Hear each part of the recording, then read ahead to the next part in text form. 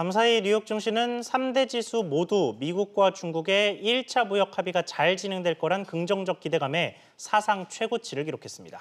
태국에서 미중 고위급 회동이 있었다는 사실이 알려졌는데요. 태국에서는 또 세계 최대 자유무역 협정인 영내 포괄적 경제 동반자 협정도 타결됐습니다. 류정훈 기자와 함께 짚어보겠습니다.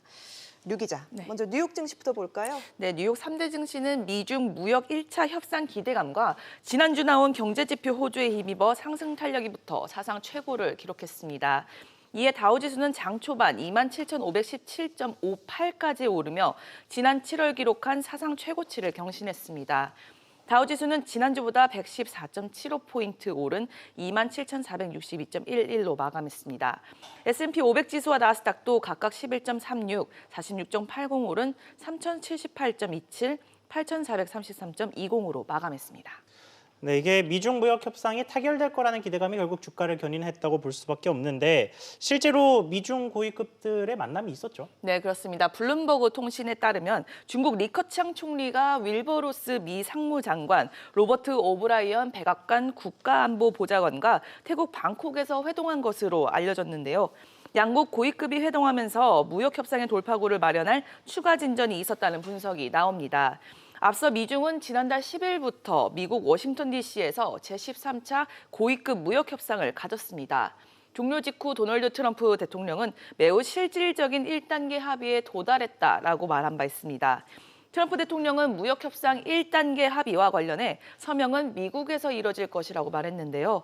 이에 중국 측에선 국빈 방문이 아니더라도 시진핑 국가주석이 서명을 위해 미국을 찾는 방안은 열려 있다고 전해졌습니다. 네, 하지만 미국이 중국에 대한 견제의 끈을 놓진 않았다고요. 네, 그렇습니다. 로스 미 상무장관은 중국과 1단계 무역 합의를 앞두고 미국이 화웨이에 대한 거래 금지 조치를 아주 이른 시일 내에 풀어주겠다며 제재 완화를 시사했습니다.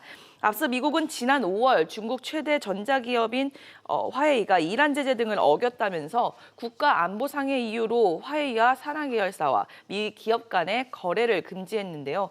제재 완화를 시사하면서도 중국에 대한 견제는 계속할 전망입니다.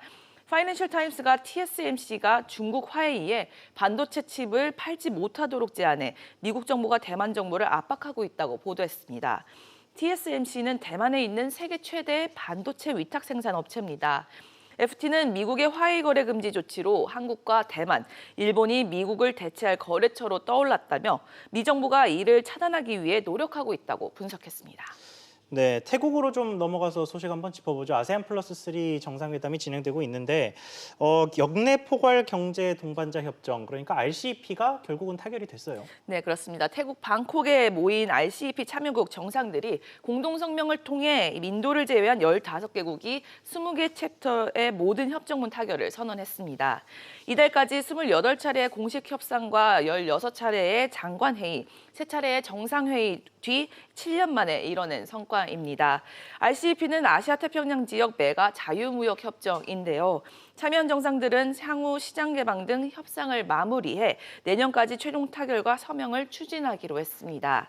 한편 한국, 중국, 일본 3국은 다음 달 중국 청두에서 정상회의를 개최하기로 했는데요.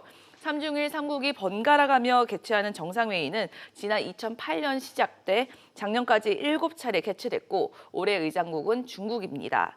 중국 정부는 3국 정상회의를 다음 달 하순 개최하는 방향으로 일정 조율 중인 것으로 알려졌습니다.